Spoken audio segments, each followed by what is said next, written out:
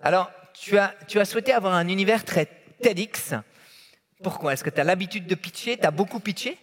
Je n'ai jamais pitché. Enfin, j'ai pitché devant des personnes dans le contexte professionnel, donc vraiment one-on-one ou devant 2-3 personnes. Une salle comme ça, j'ai jamais fait.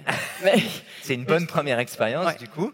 Et puis pour moi, le TEDx, c'était vraiment quelque chose qui m'inspirait parce que je trouve, enfin, je sais pas si vous en avez déjà vu. Si vous n'avez pas encore vu, faudrait vraiment vous voir. Les TEDx, c'est des pitchs de 20 minutes sur une thématique super précise. Et il y a pas mal de jeunes qui le font. Donc pour moi, c'était un peu une image de me challenger, d'être là devant vous. Et ça me rassure d'une certaine façon. Magnifique, je te laisse le plaisir de la scène alors. Merci. J'ai le clicker. Allez, je vais te l'amener. Attends, bouge pas. Il est là. Et comme ça, tu seras prête. Merci.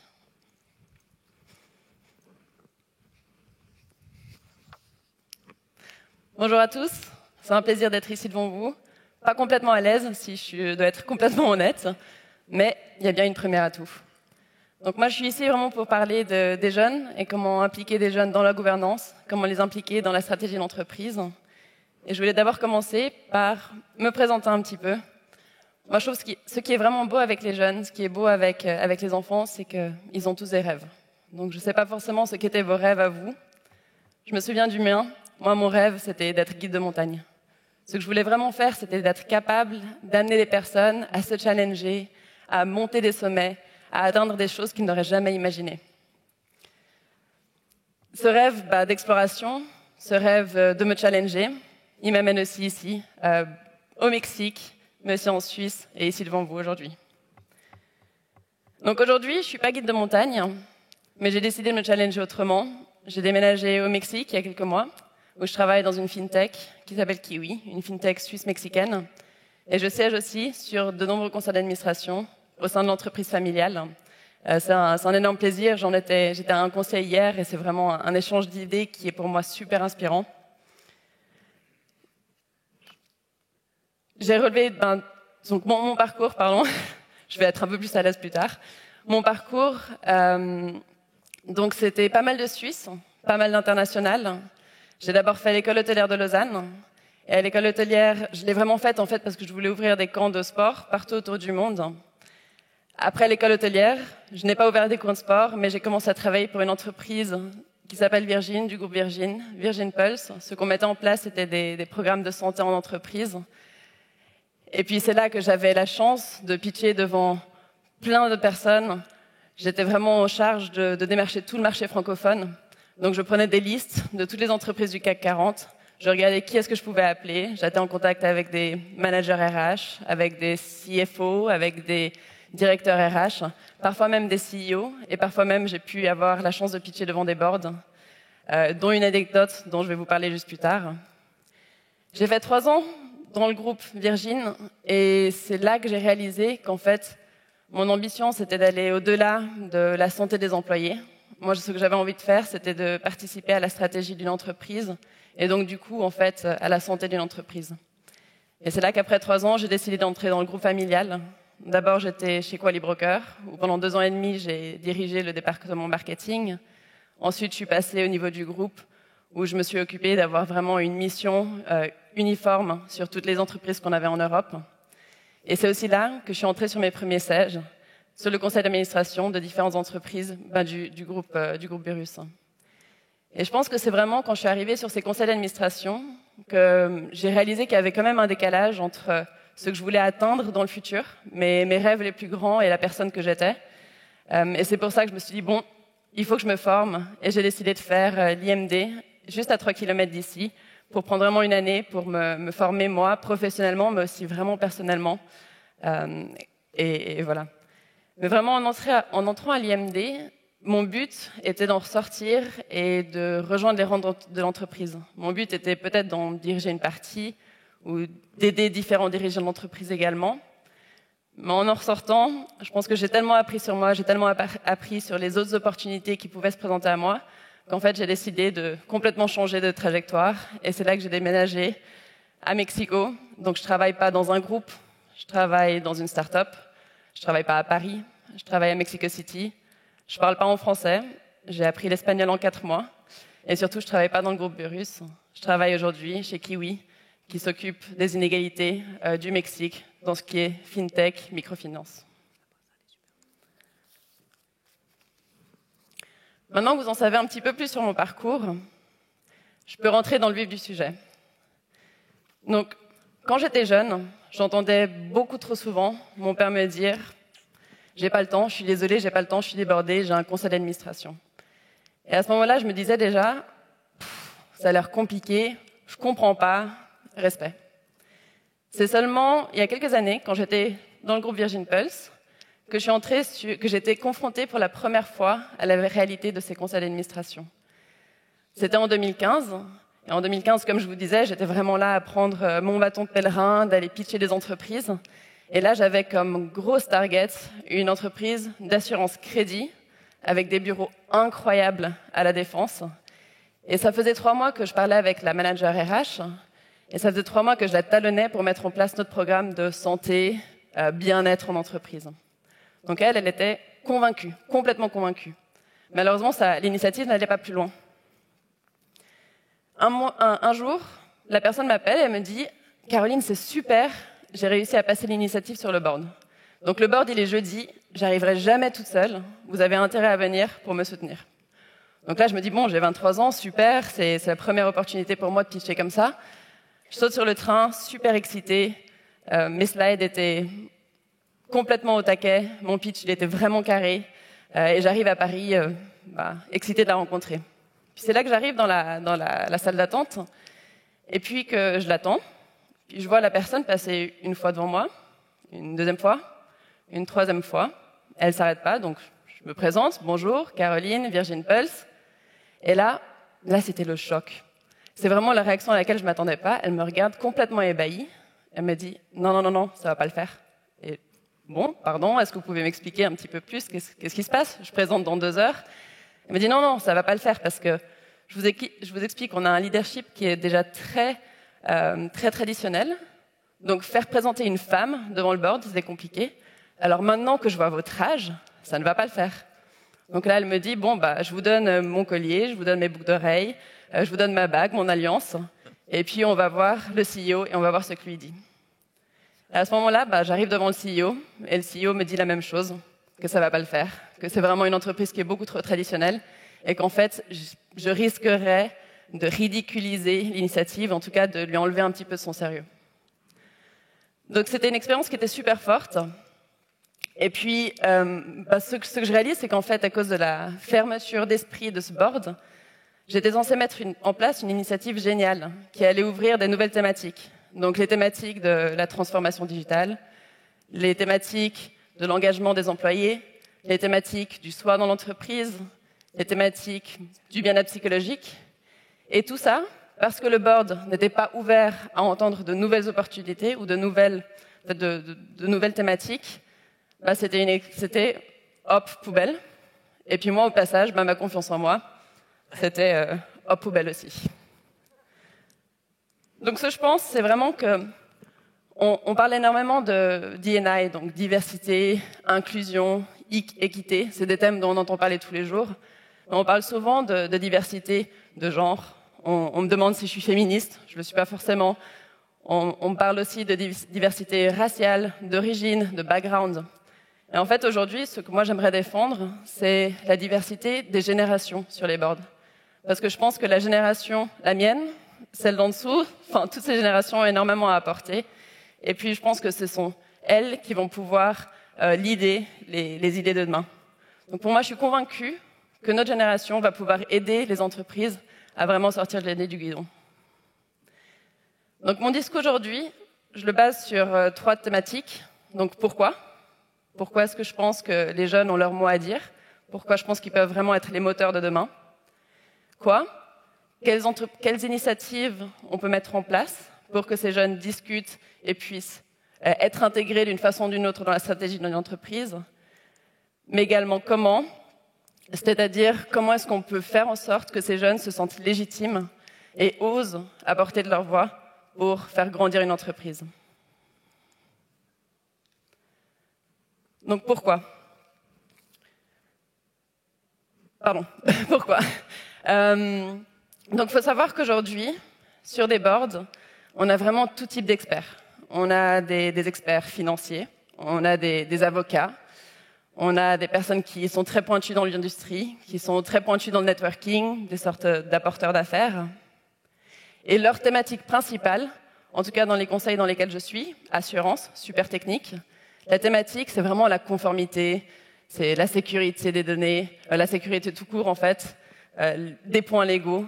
C'est vraiment que des thématiques dans ce style-là. Et tout ça pour avoir sur des boards des personnes qui ont une moyenne d'âge de 60 ans. Sur les boards, on n'a que 17% des boards autour du monde qui ont des personnes de moins de 50 ans au board. Et en fait, ce que je me demande, c'est qu'aujourd'hui, tous les plus grands consultants nous disent que les grands challenges des entreprises autour du monde, c'est en fait de passer le cap de l'innovation.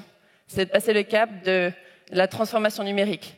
85% des entreprises trouvent que c'est ça leur challenge actuellement. Et quand je regarde d'un côté les boards, et quand je regarde les problématiques d'aujourd'hui, je ne peux pas m'empêcher de me demander, mais est-ce qu'on est vraiment bien armé pour répondre à toutes ces questions? Et moi, je pense que non. Je pense qu'on pourrait intégrer des jeunes dans la stratégie. Donc, je ne dis pas qu'on va avoir des jeunes sur tout type de conseil d'administration, mais trouver des initiatives pour sortir leur voix et leur permettre de participer à la stratégie des entreprises de demain. Donc, qu'est-ce qu'on peut mettre en place? Donc, je me fais pas d'illusions. Je n'imagine pas qu'on va avoir des boards avec que des jeunes, des personnes qui sortent d'université, qui ont entre 20 et 30 ans. Et ça, je comprends. Bien sûr, sur un board, on a besoin d'avoir une personne qui a une certaine prestance, une aisance orale, qui a un certain vécu, une expérience du terrain, une expérience en tant que manager. Mais je pense qu'on peut quand même mettre en place des initiatives qui vont permettre aux jeunes de participer. Et il y a de nombreuses entreprises qui ont déjà sauté le pas et qui voient effectivement qu'il y a une énorme valeur ajoutée à avoir des jeunes et qui mettent en place des shadow boards, par exemple. Un shadow board, en fait, c'est un groupe de jeunes professionnels de l'entreprise et qui sont sélectionnés ou qui peuvent parfois même postuler. Et par exemple, si on a un conseil d'administration de 15 personnes, on doit avoir 15 personnes sur le shadow board. Et leur rôle, c'est vraiment d'échanger avec les personnes du conseil d'administration sur certaines thématiques stratégiques.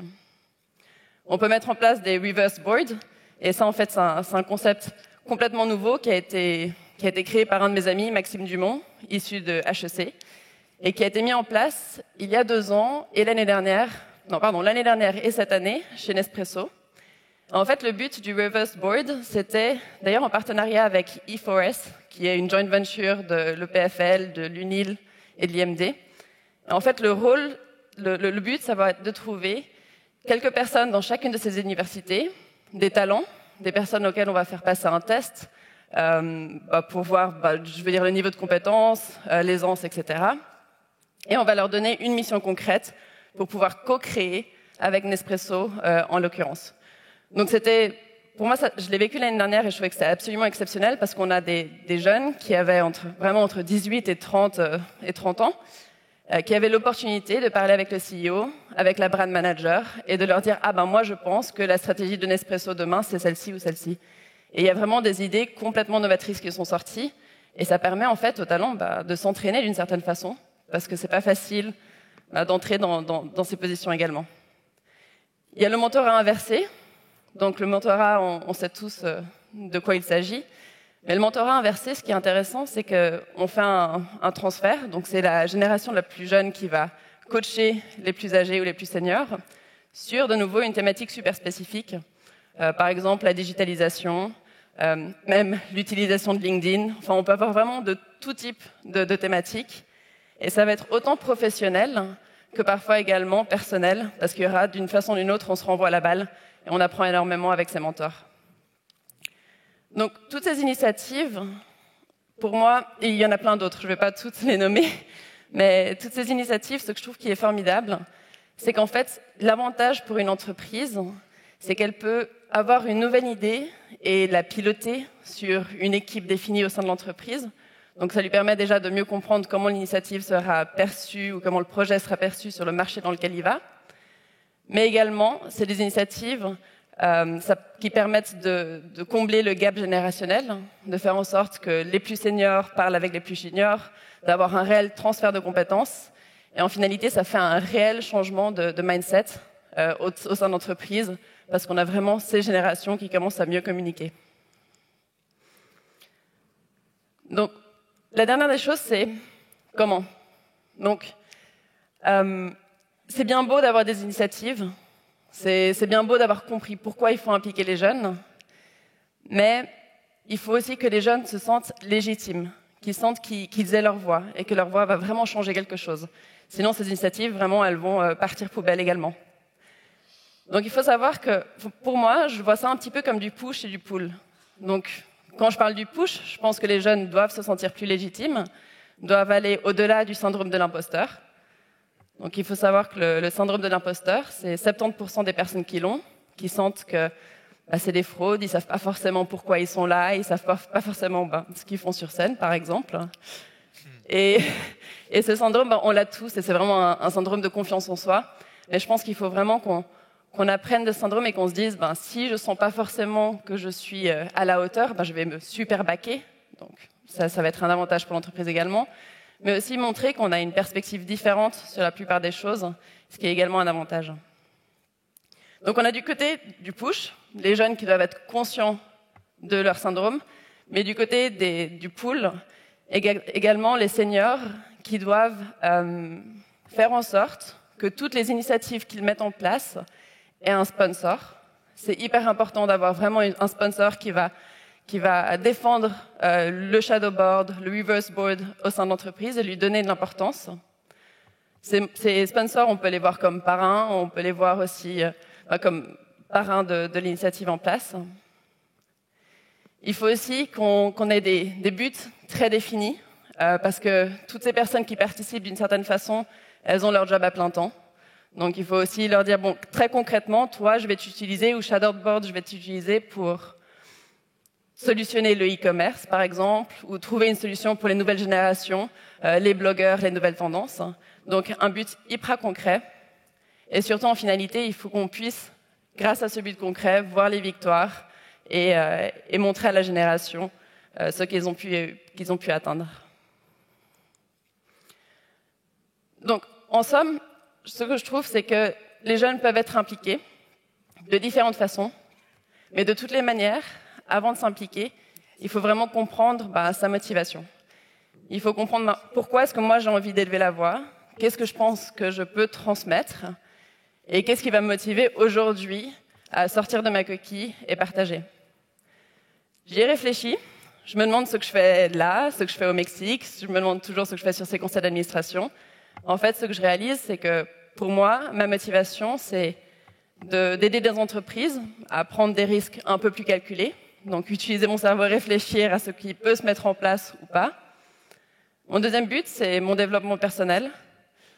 Mon autre but, c'est de pouvoir vraiment apprendre de la génération d'au-dessus. Et le quatrième but, c'est en fait de pouvoir challenger et puis de pouvoir relever tous les challenges qu'on me donne aujourd'hui. Donc au final, si vous vous souvenez de cette petite fille, celle qui rêvait d'être guide de montagne, aujourd'hui, elle a réussi ce qu'elle voulait parce qu'elle se challenge d'une différente façon. Elle est entourée et c'est tout ce que je souhaitais. Merci beaucoup, Caroline. Merci. Reste seulement par là. Merci déjà d'être venue du Mexique pour notre forum. Merci pour ce témoignage et cette expertise pointue dans les conseils d'administration, la présence des jeunes. Il y a une chose qui m'a frappé, tu m'as dit quand j'étais jeune. Quand j'étais enfant. Où étais-tu à 32 ans? Est-ce que tu faisais à 32 ans? Donc tu as 32 ans dimanche. J'ai 31 ans dimanche. 31 ans dimanche. Donc encore dans la trentaine. Donc quand tu dis que quand tu étais jeune, c'était... Quand j'étais jeune, je dirais quand j'étais enfant en fait. J'aurais pu te dire ça. Qu'est-ce que tu donnerais comme conseil aujourd'hui justement aux jeunes qui souhaitent entrer dans les boards? Je pense qu'une personne qui veut entrer dans un board doit faire énormément d'introspection. Elle doit se poser des questions sur sa motivation, ses compétences. Donc presque le pourquoi, comment, où. Donc pourquoi est-ce que j'ai envie d'entrer dans un board? Comment est-ce que j'ai envie de participer à des discussions? Qu'est-ce que j'ai comme compétences moi que je peux partager? Ou aussi spécifiquement quel type d'industrie me plaît? Et puis voilà, donc c'est vraiment d'abord beaucoup d'introspection. Ensuite, rentrer sur un board, c'est pas facile. Donc j'ai la chance de faire partie d'une entreprise familiale et puis d'être rentrée sur un board super jeune. Mais si si c'était vraiment un motto, que j'avais vraiment envie d'entrer sur un board ou d'être administratrice indépendante dans quelques années, il faut savoir que la route est longue. C'est pas comme si on appliquait dans un job et qu'on a le job 2 mois plus tard. Là, il faut vraiment se dire, je mets des choses en place pour dans 2 ans, 3 ans, potentiellement être appelé à participer. Et les choses qu'il faut mettre en place, bon, déjà le réseau. Le réseau, c'est primordial. Il faut aussi réfléchir aux parrains qu'on peut avoir, l'ami d'amis, la personne super successful qui pourra vraiment nous parrainer et nous aider à rentrer sur ces boards. Il faut être super clean sur la toile. Donc LinkedIn, je veux dire, au final, Internet dit tout et il faut commencer à être très clean sur la toile. Ouais. Donc ça, c'est parmi les choses. Avant, on entrait dans les boards pour le cachet, clairement. Ouais. Aujourd'hui, on entre pourquoi? Je pense qu'on entre... En fait, les boards d'aujourd'hui, je sens qu'on a besoin de personnes qui sont hyper spécialisées sur une thématique méga précise. Enfin, je veux dire, ça peut être... Pour moi, ma motivation de rentrer dans un board, c'est de parler de la technologie, de parler des nouvelles technologies. C'est l'envie, en fait, de participer à l'agrandissement d'une entreprise. C'est plus le cachet. Au final, avoir 2000 francs, 3000 francs parce qu'on est sur un board et qu'on a été une fois à une réunion, c'est plus forcément ce qui motive, en tout cas ce qui me motive moi. Est-ce que tu as senti un peu de pression de la part du groupe familial de t'intégrer dans le groupe? Est-ce que tu as eu l'impression d'avoir été un peu formaté pour finalement reprendre les rênes du groupe? Je pense que mon père serait très heureux que je rejoigne l'entreprise familiale. Ça c'est clair, on ne peut pas le cacher. Et pourquoi tu ne veux pas y aller alors? Je pose la question inverse. Je vais y aller à un moment donné. Okay. Je pense que chaque chose en son temps, j'ai envie d'encore grandir. C'était comme quand je suis sortie de l'entreprise familiale parce que j'ai réalisé qu'il me manquait des compétences. Et je crois qu'au moment où je me sentirais complètement prête à assumer cette responsabilité, j'irai. Donc c'est vraiment là-dessus. Mais j'ai pas ressenti de pression. Enfin, mon père, bien sûr, qui est très heureux, il est heureux de m'avoir sur le board parce que je peux participer d'une certaine façon. On se renvoie la balle. Enfin, justement, hier, il parlait de tout ce qui était légalité, conformité, sécurité. Moi, je parlais de nouvelles technologies, de nouvelles méthodes commerciales. Protection des données. Exactement. Ouais. Est-ce que tu as l'impression qu'aujourd'hui, le paradigme est en train de changer, qu'on accorde plus de valeur aux idées, aux initiatives des jeunes dans des petites comme dans des grandes sociétés? Donc, c'est en train de changer. Je trouve que ça change dans les grandes entreprises plus rapidement que dans les PME. Et pourquoi? Je pense que la raison, c'est que dans une grande entreprise, on a plus de ressources aussi. Parce que, comme je l'ai dit avant, on peut mettre en place plein d'initiatives. Si elles ne sont pas suivies, coachées, avec des buts précis, elles vont vraiment s'essouffler. Et dans une grande entreprise, on a plus de ressources d'une certaine façon. On a une certaine image qu'on a envie de montrer. Alors que la PME, elle est tellement focalisée sur son train-train, le quotidien, qu'à mon avis, sortir et ne plus avoir le nez dans le guidon, c'est hyper compliqué pour elle. Cédric, est-ce qu'il y a une ou deux questions de la part de l'Assemblée? 2 questions. Pour Caroline, que je remercie encore d'avoir fait le voyage depuis le Mexique et puis de nous avoir rejoints parce que c'est vraiment incroyable. On va parler d'écologie. Je suis aussi là pour ma famille, hein, pas seulement pour le forum.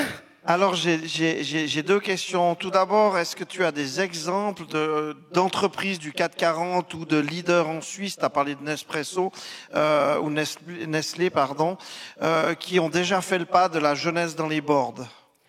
Donc, la jeunesse dans les boards, on a un exemple, mais c'est une entreprise. Attendez, voilà, Starbucks. J'avais lu il n'y a pas très longtemps, justement, que c'était une jeune de 27 ans qui est entrée sur le board de Starbucks. Et pareil, elle était là vraiment pour passer le cap des nouvelles technologies.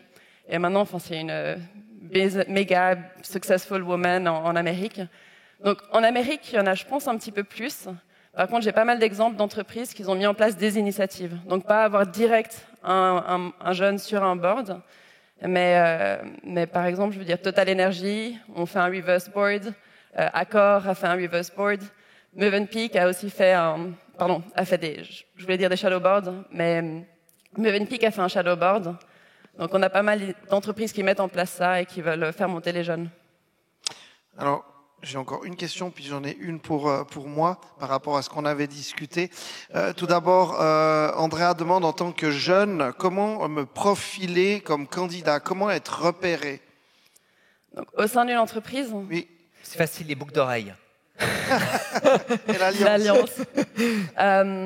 Comment être repéré au sein d'une entreprise? Je pense que déjà, c'est une volonté qu'il faut affirmer.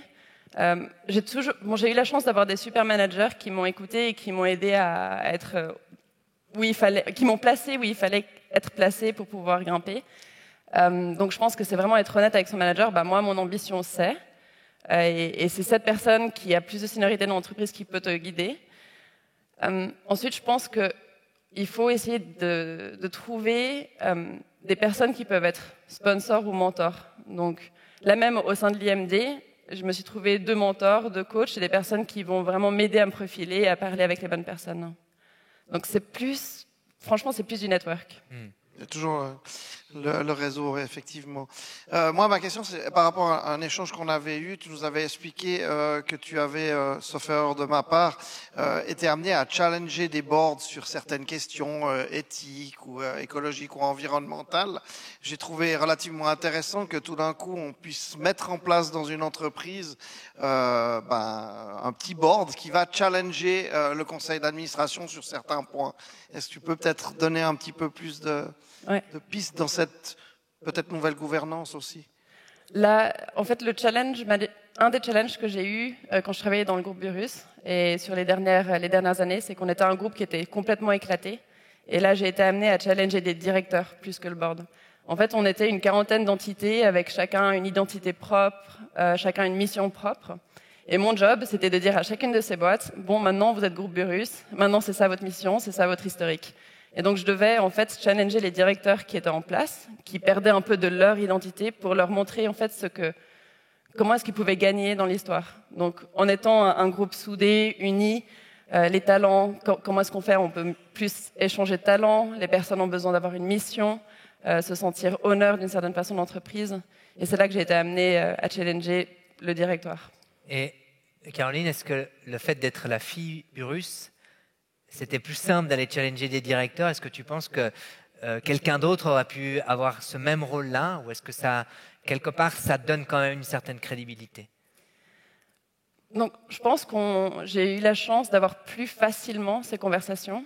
Par contre, je suis très jugée. Donc, c'est quand je vais et que je prends mon bâton de pèlerin et que je vais, ok, on va m'ouvrir les portes, mais on va être doublement plus critique. Ouais. Est-ce qu'elle est vraiment intelligente? D'accord. Bien, on va me comparer par rapport à mon père, et mon père est exceptionnel. Donc, c'est plutôt là-dessus. C'est qu'en fait, il faut vraiment que je montre ce que je vaux. On peut vous applaudir. Merci beaucoup, Merci. Caroline.